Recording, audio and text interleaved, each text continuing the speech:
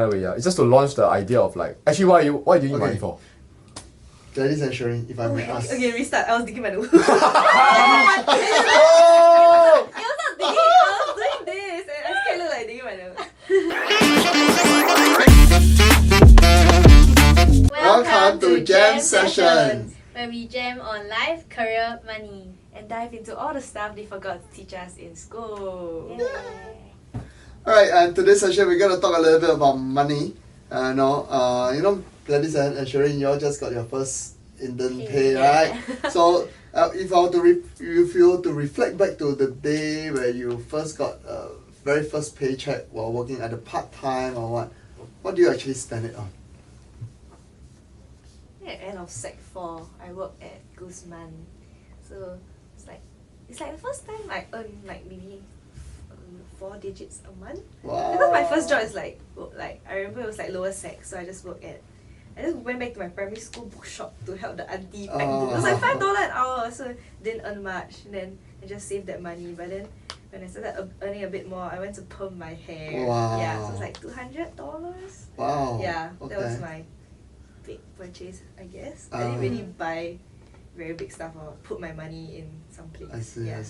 When I first got like my part-time pay, then that's when my mom first brought me to open like a debit card account. So that's when I got my first debit card. Then can put in my phone, can buy Shopee. Yeah, I opened or OCBC no debit need to card. ask for anything. Yeah. Then like you go out, then it's like, how you want to pay? Then I tell the auntie pay wave like so very cool, you know? The age was like 16, right? Yeah, the minimum was 16. Oh yeah, so like I was damn excited to open my first debit then you can account. bring your card Oh. around. It's like very convenient. Like you don't have to keep asking your parents for 零用钱. Yeah.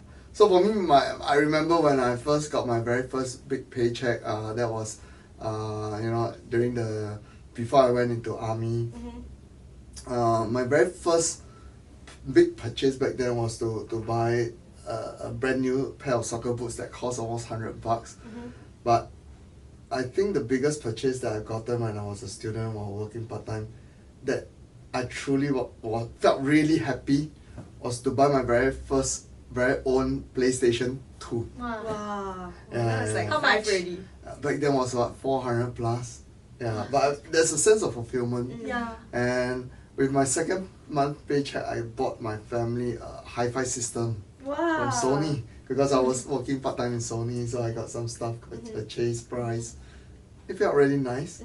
Yeah, but I would say that was the day where I suddenly had control of money and it felt liberation. Yeah. A sense of liberation. I felt wow, that's really nice. And that's why I thought to myself, okay, I better work hard to make sure that I continue to enjoy such freedom. Yeah, you work hard, then you treat yourself. Yeah. To the extent where today, even when I'm working hard, I know that part of the reason why I work so hard is for the family, but also ultimately it is for me to have the experience of buying things when I want to, having to spend on my family without having to think so Look much. at the price like, cannot. Yeah. So that's one your very motivation. that's one very big motivation from a financial perspective. Yeah, so family to me is a very, very big motivating factor in why I work so hard on a daily basis. So does money buy happiness? I would say no money does not lead to happiness. That's my own take. Having no money is a lot of issues, but having money does not necessarily means that it brings you happiness, but it brings you opportunities to have the happiness in life.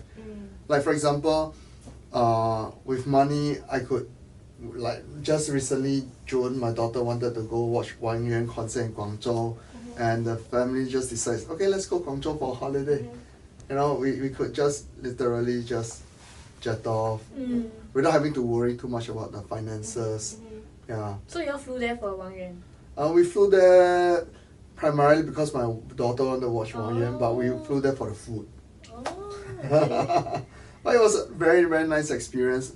I think we spent very good quality time with the family where, there were days that I just spent with my son, shopping for basketball shoes, basketball stuff. And then I remember one of those, the night that my daughter went alone with my wife to watch Wang Yuan concert, I had a one-to-one time with my youngest daughter.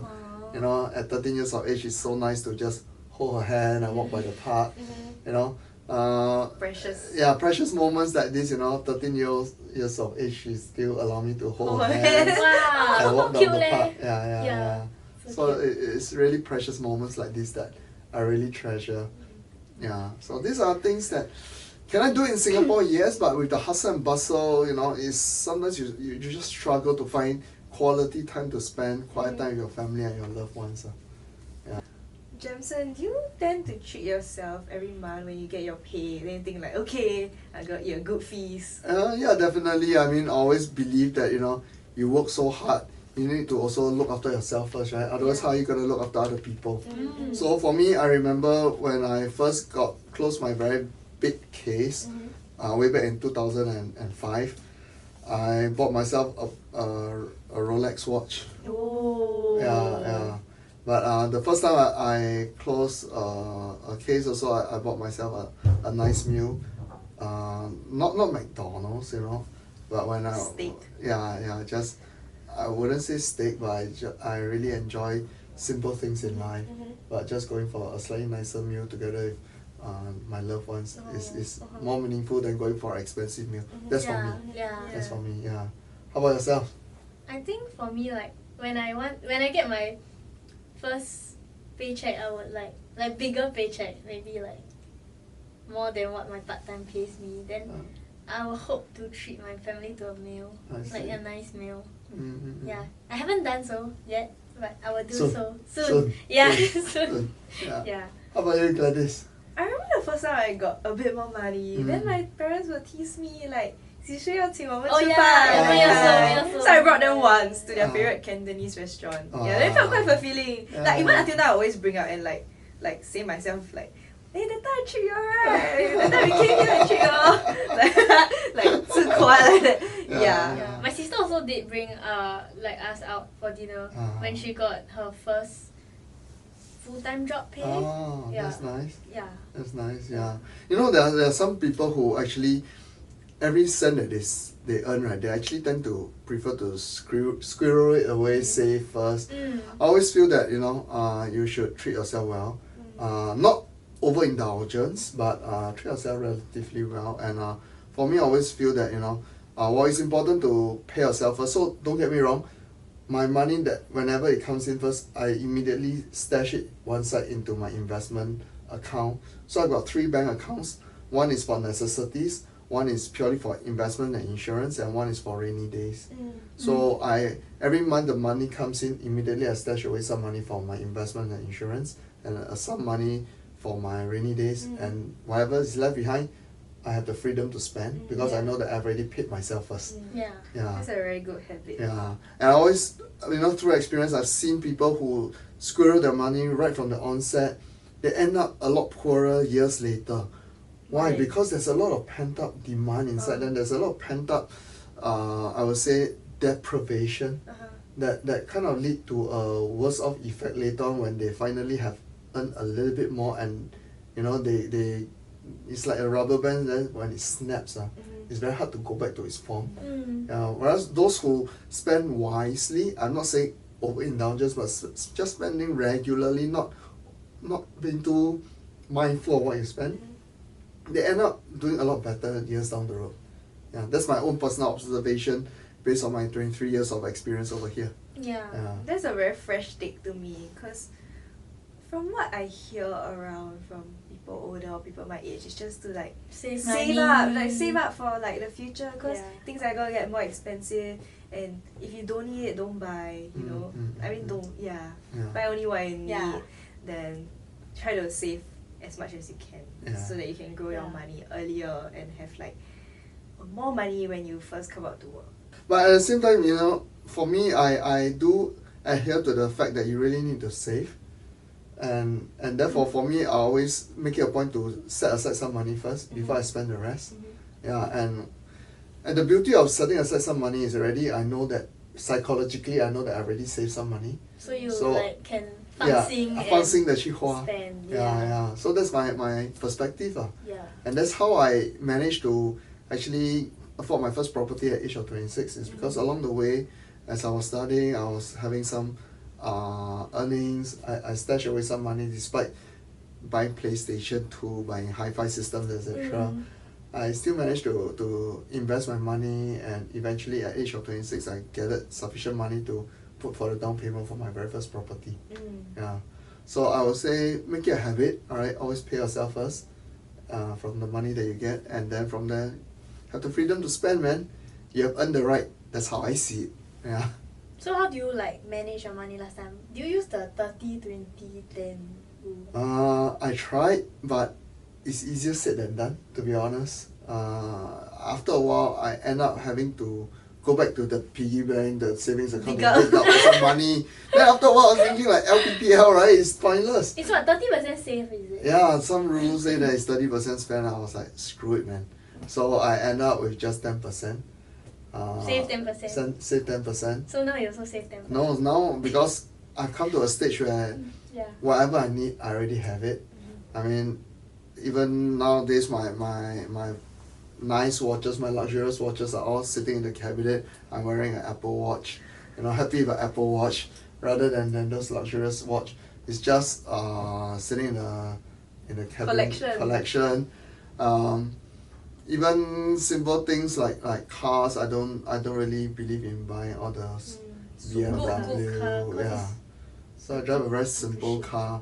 I rather invest my money. So right now, my expenses, I don't have that much except for food and food pusher. Yeah, food pusher. Always buy so much food, and then you make people eat. But somehow they don't grow. They don't grow. Look how slim they are. Always go home so full. I want to say why you eat. Why are we so full? Oh my boss. Yeah. So nowadays I really don't have that much things to spend on except for food and transportation, and that's about it. My children, to a certain extent, yes, they do need some pocket money, but how much can they spend or how much can they eat, right? So I then now they come to a stage where I get to save a lot more. Yeah, but days where they were a lot younger, when they're in pre-primary, all the tuition. Quite expensive. Yeah, and when I was still starting my career, saving 10% was already I would say a struggle at times. So I slowly built myself to the stage where I'm able to save 10%, then slowly up 12%, 15% to eventually now I stash away about 45% of my income towards investments and investments and savings. Yeah. So that's something that you may want to consider doing. Yeah. Taking it one step at a time, gradually growing yourself, being 1% better than who you were yesterday. So ladies and gentlemen, if I may ask, if there is one day where consistently on all the dates, right? You find yourself having to pay for the dates. Or Dutch. Not even Dutch. You seem to have to 100%. pick up the bills on a consistent basis. Will you have some negative impression or feeling about this relationship? Or does it kind of make you feel a little bit like maybe insecure? I wouldn't say insecure, but I would rather my partner have the financial ability to match mine, especially when we are working in the future.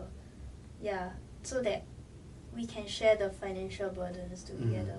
And like for now, I think take turns would be the best idea.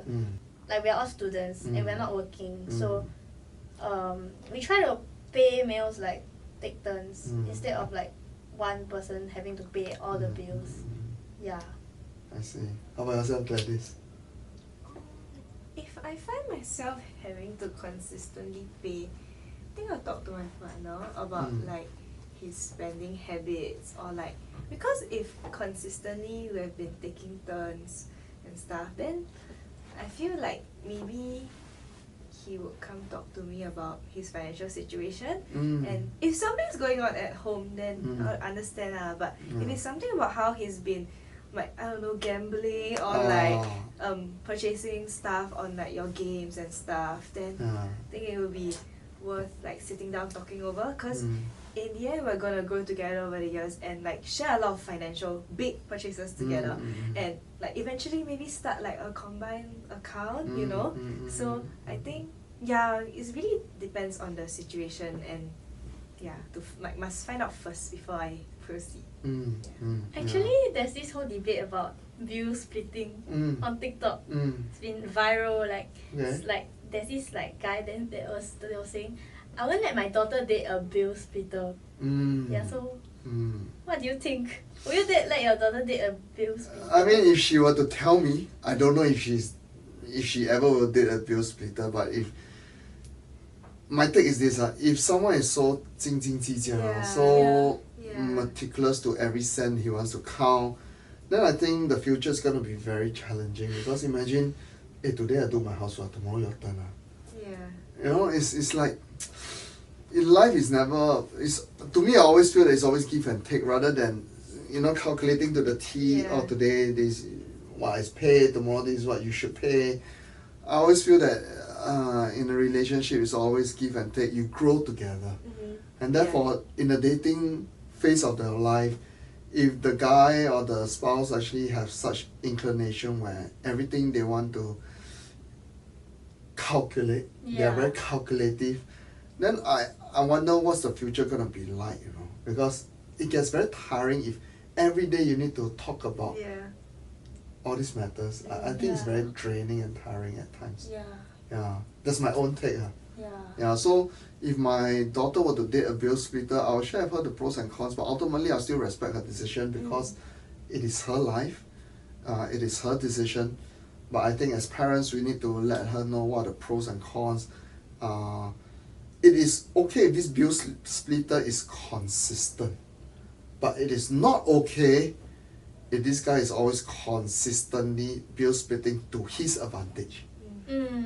There's always a difference, right, between being fair and really being someone who bill split to his advantage. And I've got, you know, when I was growing up, there were friends who are like that, that eventually I told myself, I don't really enjoy going out with them, you know, because in life it's really about give and take. If the whole day long you're gonna bore me, today owe me $1.23.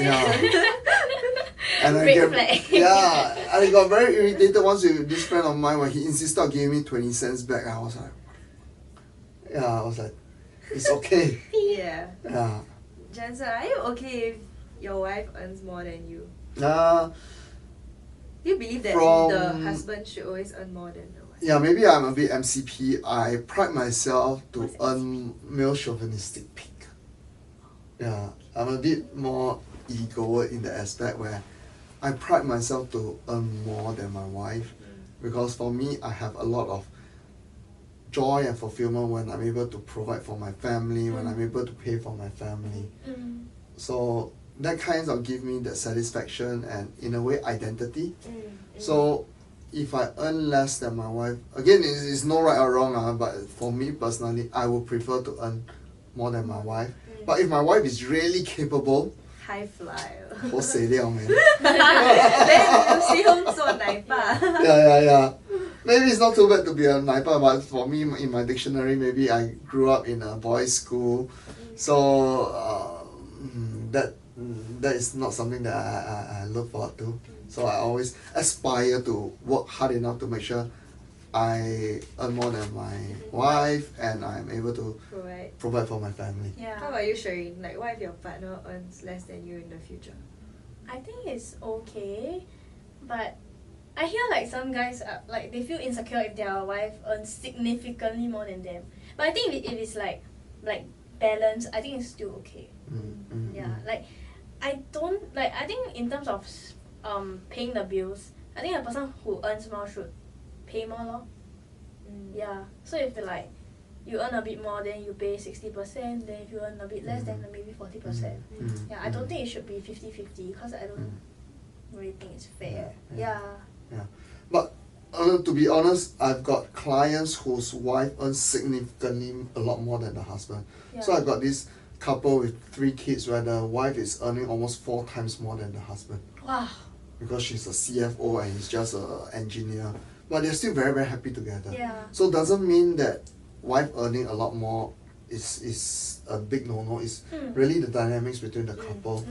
Because probably the husband is able to give the wife the kind of security or the kind of things that she desire when she goes back home. Like house husband. It may not be a house husband, but at least she knows that at the end of the day He's she doing can his go. best. Yeah. And working a very Yeah, honest job. or Making a maybe- living. Or maybe she has the security to know that he will always be there for her. And maybe that's all she needs, because she a lot of her friends actually did ask her, why are you still with this guy, but she told them very point blank, that this guy is able to give me what I want, period.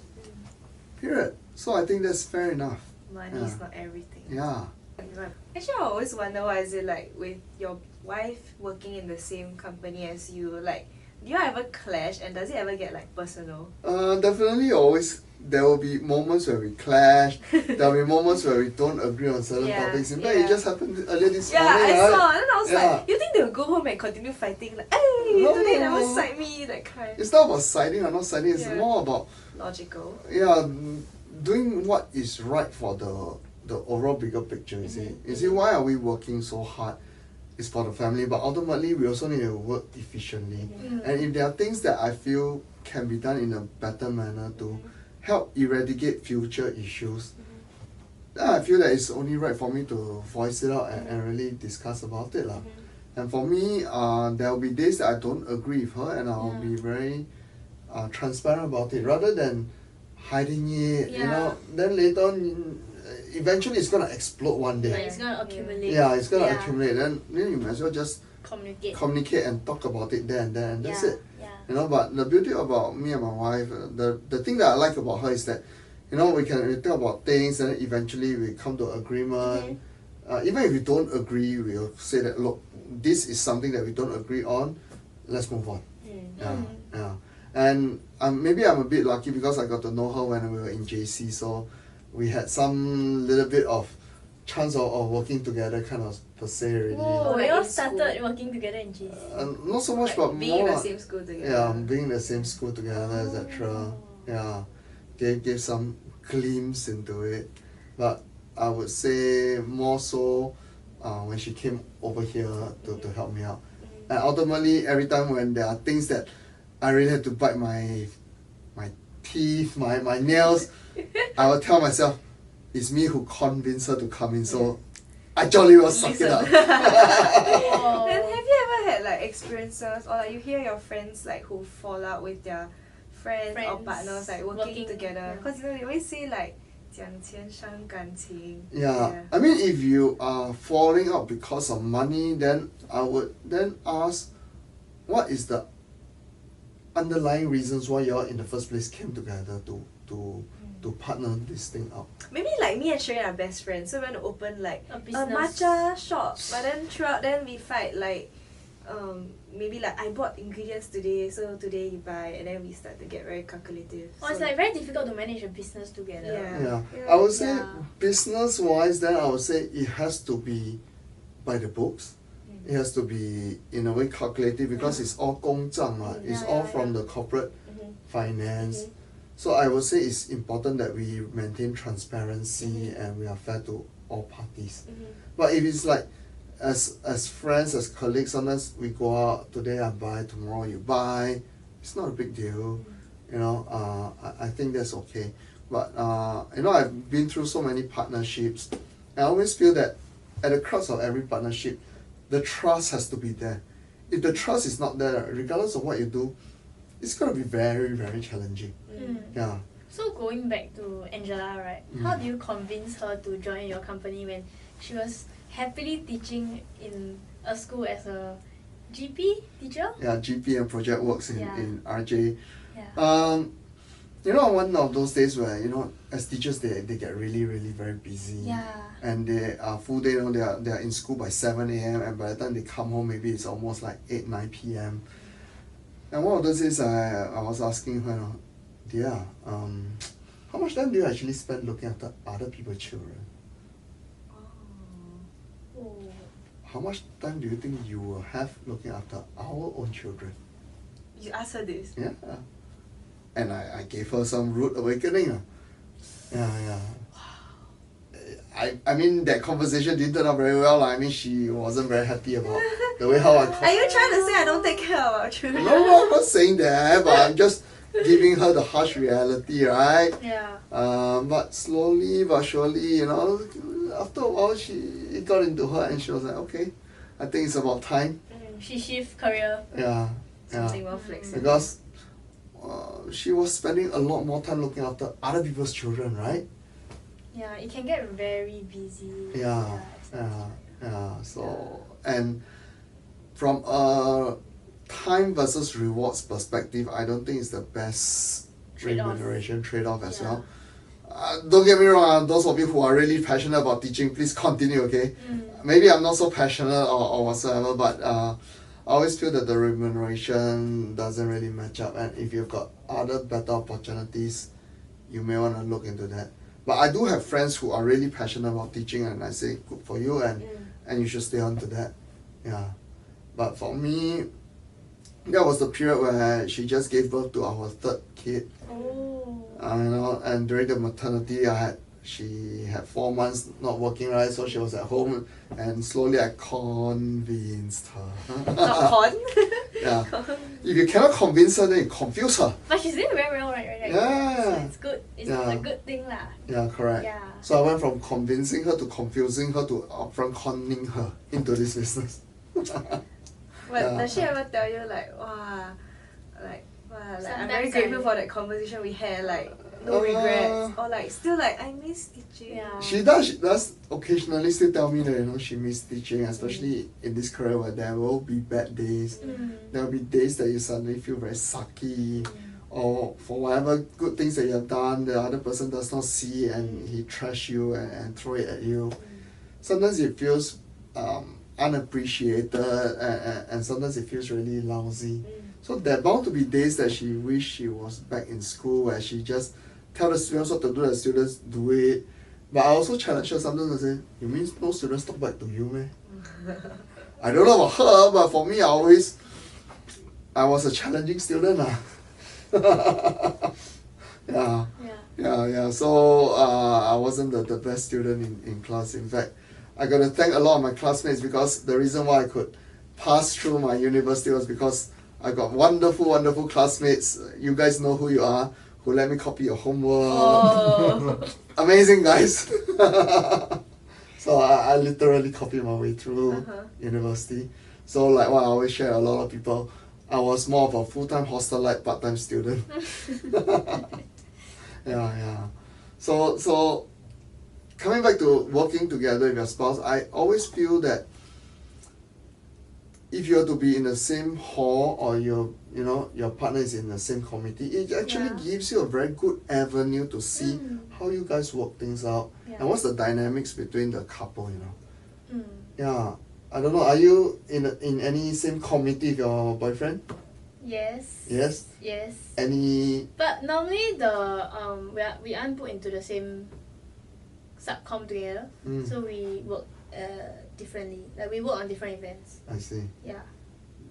Not on the same event itself, no? Yeah, I haven't got an opportunity to work with him in the same setting. Okay. Yeah, but when it comes to the event itself, like everyone helps out lah. So we will help each other lor. And I also can see like how he's quite capable, and like how his work ethic is. So that's something I admire of him also, and like his commitment to hall. Yeah. How about yourself, Gladys? Yeah, we've never worked in the same. Have. Oh. Okay, we were part of the same like event. Lah, like, but not so much. But we not didn't really plan. not We just performed together. Yeah. But then but I didn't work very closely because we're different blocks. So. Yeah. But it's like you just hear from the way he talks about his commitments and work, then you can kind of tell like, okay, this guy's serious, he's interested. Yeah. But I'm quite curious about how we'll work together in terms of like planning something, like or like how we'll resolve like non-personal conflicts, like versus like I think work conflicts are always easier than personal conflicts, because like personal conflicts might get a bit like complicated sometimes, and like more emotions are involved. So I think work conflicts are normally easier to resolve. It's true. Yeah. It's true. So to the extent, I always see that a lot of partnership at work fall out because of differences in opinions or direction. So I always bring people back to the 原点, original point. What is our intent? What's our objective? And what do we want to achieve? Ultimately, if we are still aligned in the objective, we are still aligned in what we want to achieve, then I think things gets a lot easier, because when you know that I am working towards the same goal, just that we may have different opinions in how we want to execute it, I still think there are ways to negotiate and discuss and come to a compromise of how we're gonna eventually work on this together. Yeah, that's my personal take. Yeah. So ultimately, I would say, in a partnership, it's all about, if you ask me, still fundamentally the thing called trust. Yeah. If there's no trust, everything else just crumbles. Yeah. So we've come to the end of this episode. And we'll see you in the next session. Bye! Bye!